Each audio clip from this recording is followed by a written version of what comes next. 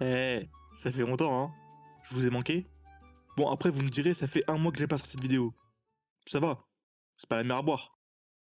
Sorti le 8 décembre 2023, The Finals a été développé par Embark Studio, qui fait partie du groupe Nexon, ce même groupe qui a fait Warhaven, que j'ai présenté il y a très longtemps, et The First Descendant. Beaucoup ont dû en entendre parler, puisque Embark sont les développeurs des très célèbres Battlefield 3 et 4, qui sont connus pour leur PvP à grande échelle, et aussi leur destruction gigantesque, qu'on retrouvera bien évidemment sur The Finals, mais à une échelle bien différente. Ouais, mais Arsenal, c'est quoi The Finals? Est-ce que tu pourrais te taire 2 secondes? The Finals est un arena shooter avec plusieurs modes de jeu axés sur le joueur contre joueur, mais évidemment, la particularité qui a attiré beaucoup de joueurs lors de son annonce, et de la bêta surtout, c'est le fait de pouvoir quasiment tout détruire. Pour avoir joué au jeu du matin au soir, c'est incroyable. Mais si on devait caractériser le jeu par une phrase... C'est un bordel! Ah, les premières parties, elles sont folkloriques, hein. Ça explose de partout, tu tires partout, tu te fais brûler, tu te fais empoisonner, tu te fais séquestrer, tu te fais violer... Ouais, bon, peut-être pas jusqu'à là en fait, j'abuse un peu. Je vais t'enculer, je vais te briser tes os, je vais te boire ton sang. Et hop, par derrière!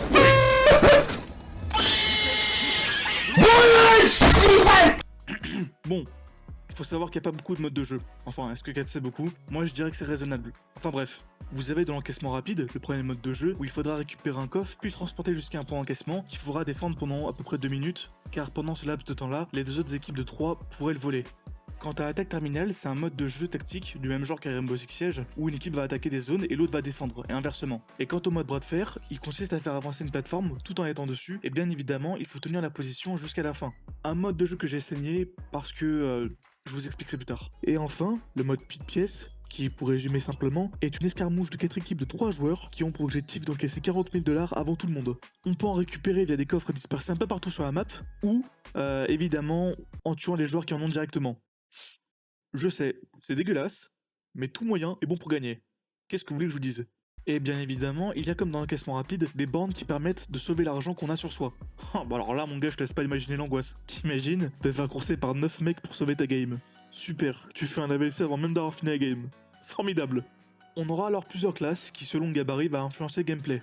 Mesdames et messieurs, voici le bon... Ça te dit rien que je mets mon sgeg dans ta saloperie? La brute. Non, moi je suis coach. Et cette... Gros sale pute, va! Évidemment, n'avez pas imaginé qu'ils ont le même point de vie ou la même vitesse. Le prenez pas mal, hein, mais ça se voit quoi. Beaucoup pourraient penser qu'il y a une sorte de privilégié parmi les 3 classes, mais pour les avoir tous testés, je peux vous affirmer que non. Après, rien ne vous oblige à tous les jouer. Par exemple, vous voyez l'idiot du village? Bah c'est moi avec le lourd. Ouais, bah je pourrais pas être bon partout, hein. On aura d'abord le plume, qui par sa petite taille et son équipement et ses compétences, aura un gameplay axé sur la furtivité et le soutien, mais qui peut aussi être un meurtrier ambulant à la seule condition de bien savoir le jouer, étant donné que ce n'est pas vraiment sa fonction première. Mon score peut en témoigner. L'autobip c'est rigolo. Mais tu t'éclates le dos. Oh ça va, je peux flex, non?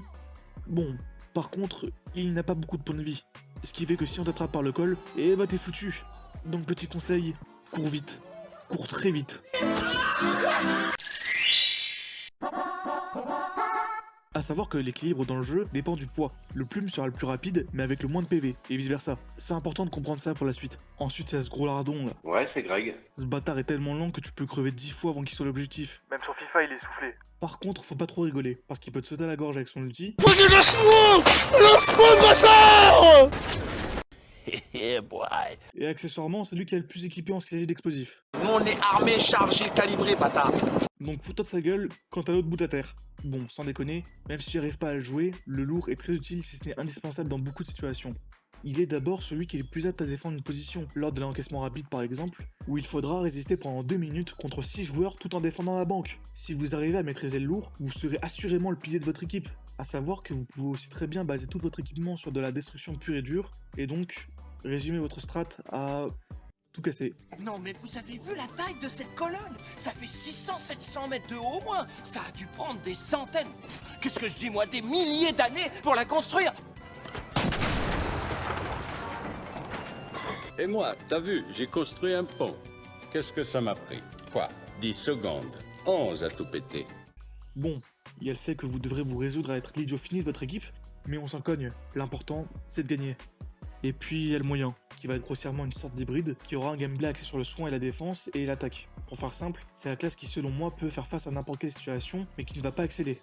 dans le sens où c'est le bon milieu en termes d'équipement ou de caractéristiques physiques. Il a plus de vie qu'un léger et va moins vite qu'un lourd, et inversement.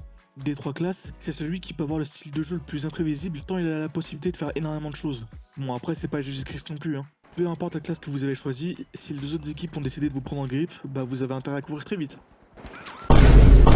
Nope. Alors présenté comme je l'ai fait, vous avez bien envie d'essayer le jeu. Après tout, il a l'air sympa. Mais attention petit bonhomme, car dans chaque jeu, il y a des points négatifs. Et bien qu'il y en ait très peu sur The Finals, il reste quand même pas moins très désagréable. Laissez-moi vous les énumérer.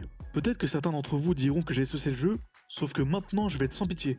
On peut parler du matchmaking par exemple. Non parce que franchement faut qu'on m'explique. Ou j'ai pas de chance et j'attire les comptes dès que je commence une partie, ou je veux se foutre de ma gueule. Non, parce que franchement, avoir systématiquement des idiots 9 parties sur 10, c'est le meilleur moyen pour Alt F4 ce jeu et de le désinstaller. Non mais des fois c'est un délire. Évidemment je pense pas être le meilleur, même si franchement je pense avoir un niveau plutôt correct, si ce n'est plus. Mais quand même, je pense que j'ai au moins la capacité de pouvoir discerner mes coéquipiers de mes ennemis. Ah je vous jure, avec ce genre d'allié plus besoin d'ennemis, puisque c'est tout simplement à cause d'eux que vous perdez. Vous me croyez pas? Je comprends. J'imagine que des images vaut mieux que 1000 mots. De toute façon, j'ai que ça. Alors évidemment, je vais expliquer le contexte pour ceux qui ne jouent pas à The Finals. Là, on a tué les 3 joueurs des 2 équipes adverses, ce qui fait qu'on peut piller la bande d'encaissement sans problème. Et mes mates, à ce moment décisif, doivent me protéger et me faire gagner du temps par n'importe quel moyen. Pendant que moi, je vole humblement la bande d'encaissement de la victoire finalement. En logique, c'est ce qui se devrait se passer, mais étant donné que mes mates sont des trous de balles et que je n'ai que ça en solo queue, ça fait que je ne fais que perdre des games qu'on peut gagner avec une très grande facilité. Et voilà l'un des points négatifs qui me fait péter les plombs sur ce putain de jeu de merde. Voilà. Ensuite, il y a ce qui se passe pendant que vous êtes mort, parce qu'évidemment, il y a un temps de réapparition après votre mort, ce qui peut faire office de punition ou de sanction pour votre équipe, mais il y a un gros problème. Quand vous mourrez, vous devez attendre en moyenne 15 à 20 secondes pour apparaître, ce qui est déjà énorme, mais bon, si ce n'est que ça. Sauf que non! Quand toute votre équipe elle meurt, que ce soit l'encaissement ou du bras de fer, ce compteur se réinitialise et recommence, ce qui fait au moins 40 secondes. 40 secondes d'inactivité pour vous et potentiellement un autre membre de votre équipe. Mais évidemment, un malheur n'arrivant jamais seul, il faut aussi réapparaître à plus de 100 mètres du conflit. Vous imaginez? Ce qui, pendant presque une minute, vous et potentiellement toute votre équipe ne peut plus rien faire. Ce que je veux dire, c'est que dans un jeu où les modes sont basés sur la rapidité et du dynamisme au point que tout peut se jouer en 2 minutes, on peut pas être aussi punitif à ce niveau-là, autant plus jouer du tout. Je suis censé faire quoi là exactement? Non parce qu'il y a aucun des 3 qui peut faire 100 mètres en moins de 10 secondes, en sachant qu'il faut aussi tuer les 6 gars qui sont à côté de la borne, dont 3 qui la défendent comme des chiens enragés. Non seulement à ça, mais l'équilibrage entre les classes est désastreux. Les armes du plume par exemple font énormément de dégâts par rapport aux 2 autres. Et le poids lourd a le problème inverse, si ce n'est que ces armes sont très désagréables à jouer, pour la plupart du moins. Oh non! Le moyen est le seul qui est à peu près normal, mais même là j'ai un doute. Mais bon, des 3 points négatifs que j'ai pu citer, c'est le plus normal je dirais. Dans beaucoup de jeux axés sur le PvP, il y a fréquemment ce genre de problème là. Mais c'est là où ça coince. Le jeu n'est pas sorti hier, et jusqu'à preuve du contraire, je n'ai pas vraiment vu de changement depuis que j'y joue. Enfin moi non, il faut être juste. Les devs ont, on va dire, quelquefois essayé de rééquilibrer les choses en nerfant certaines armes, mais elles sont basées sur la plainte des joueurs, ce qui fait qu'il n'y a pas vraiment un équilibre en soi. Mais quand bien même, il est là le problème, qu'il y a un mauvais équilibrage. Ça peut arriver, mais ça veut pas dire qu'il faut le laisser tel quel. C'est comme les tricheurs, il y en a partout, mais il faut les ban. Chose que les devs d'Embark n'ont pas compris visiblement. Non, parce que faire des têtes à des moments extrêmement douteux, ou voir à travers les murs, eh bien c'est de la triche. Quand on regarde le graphique des joueurs sur The Finals, la baisse est faite de façon graduelle, ce qui laisse à penser que de nombreux joueurs se sont lassés. Là où sur un jeu comme PT3 par exemple, la descente a été nette, ce qui est certainement dû à une déception. Et quand on regarde les avis défavorables sur Steam, c'est la même chose. Le jeu est bien, mais problème d'équilibrage laissé à l'abandon, de matchmaking tellement agaçant que ça vous dégoûte du jeu. Mais bon, même si je crache un peu dans la soupe, j'adore le jeu. Contrairement à d'autres FPS, The Finals propose des maps entièrement destructibles à souhait, ce qui fait qu'aucune partie ne se ressemble. On peut attaquer et défendre de n'importe quelle façon et de la manière que l'on veut. Ce qui fait que si on oublie un petit peu ces mauvais côtés qui sont agaçants ou qui vont jusqu'à vous faire exploser de colère, le concept du jeu vous donnera envie de recommencer une partie. Alors oui, je recommande clairement ce jeu, mais à condition d'être avec des amis. Sinon, les joueurs AFK, ceux qui ne jouent que leurs défis ou ceux qui rage quit en plein milieu de la partie, vous rendront fou à vous en faire rage quit. Et puis si je peux me permettre, c'est l'un des rares jeux, enfin du moins à ma connaissance, on peut avancer dans le pass de saison sans qu'on ait à jouer du matin au soir. Ce qui franchement n'est pas négligeable. Eh plutôt stylé non? Et rien n'est sorti de ma poche. Bon. Hormis les 10 € dépensés pour le pass de saison. Ah oui, et vous savez quand je vous disais qu'il fallait jouer avec ses amis?